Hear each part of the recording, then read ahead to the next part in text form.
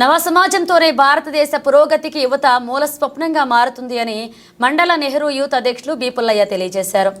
ప్రకాశం జిల్లా తర్లుపాడు మండల పరిషత్ ప్రాథమిక పాఠశాల నందు మండల నెహ్రూ యూత్ అధ్యక్షులు బి పుల్లయ్య ఆధ్వర్యంలో స్వామి వివేకానంద 162వ జయంతి వేడుకలు ఎంతో ఘనంగా నిర్వహించారు. ముందుగా పార్లపల్లి గాలయ్య జ్ఞాపకార్థం ఏర్పాటు చేసిన స్వామి వివేకానంద విగ్రహానికి వారి కుటుంబ సభ్యుల చేతుల మీదుగా పూలమాలలు వేసి ఘన నివాళులు అర్పించారు. అదేవిధంగా పలువురు పెద్దలు కలిసి పూలమాలలతో ఘన నివాళులు అర్పిస్తూ వివేకానంద చేసిన ఎన్నో సేవలను కొనియాడారు.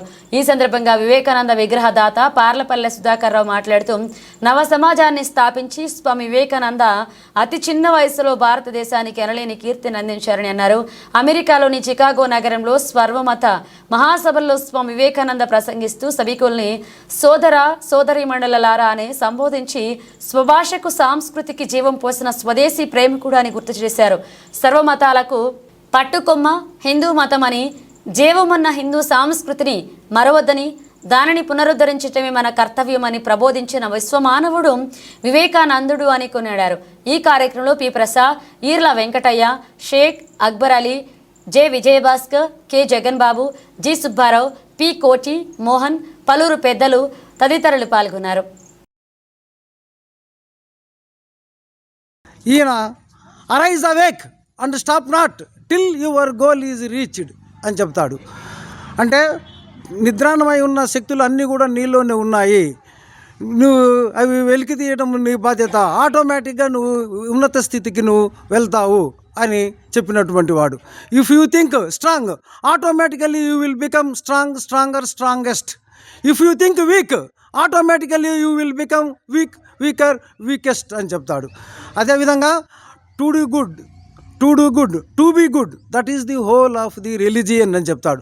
మంచిగా ఉండడము, మంచి ఆలోచన చేయడము, మంచి చేయూత చేయడము, చేతనైనటువంటి సహాయం చేయడము, పరోపకారం చేయడము అనేటువంటిది ఈయన వెలుగెత్తి చాటినటువంటిది. Service to human, service is to God అని చెప్తాడు. మానవ సేవే మాధవ సేవ అని ప్రపంచ దేశాలకు చెప్పినటువంటి వాడు. ఈయన 1896వ సంవత్సరంలో చికాగోలో ఆయన చేసినటువంటి ప్రసంగం ఏముందంటే ముఖ్యమైనటువంటి విషయాలు. మొట్టమొదటగా ఆయన sisters and brothers of America అంటాడు. దాంతోనే అందరూ కూడా స్టాండింగ్ ఓవేషన్ వచ్చేస్తుంది. అందరూ కూడా నిలబడి ఆయనకు ఒక హర్షధ్వానాలు తెలియజేస్తారు. ఆ తర్వాత చెప్తాడు, నదులు అన్నీ ప్రవహిస్తూ ఉంటాయి, ఆ నదులన్నీ కూడా సముద్రంలోకి వెళ్ళినట్లే మనము అనేక మతాలు ఉన్నప్పటికీ మన దేశంలో అన్నీ కూడా ఆ సర్వేశ్వరుణ్ణే చేరుతాయి అని చెప్తాడు.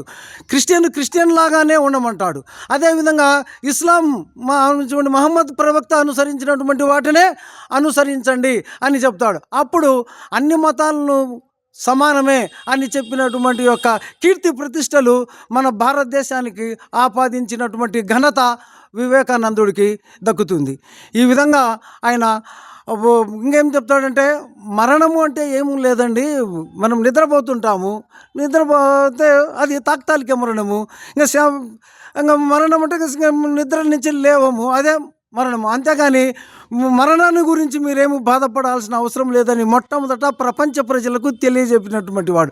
అందరూ కూడా ప్రాణం పోతుందంటే భయంతో విహోలలాడుతుంటారు. కానీ అట్లా భయపడవలసిన అవసరం లేదని చికాగోలో మొట్టమొదటిసారిగా వివేకానంద వెలుగెత్తి చాటింది ఏంటంటే, సింపుల్గా చెప్తాడు మరణాన్ని గురించి. రాత్రిపూట నిద్రపోతాము, మరుసరో శాశ్వతంగా నిద్రపోతే అదే మరణమే, అంతకు తప్ప నుంచి ఎక్కడికో పైన ఏమేమో ఉంటాయి అవన్నీ కూడా మనకు తెలియని అంశాలు ఇక్కడ. అందువల్ల అందరూ కూడా ప్రశాంతమైనటువంటి జీవనాన్ని కొనసాగించండి, మీరు ఎలాంటి భయభ్రాంతులకు గురి కావాల్సిన అవసరం లేదు.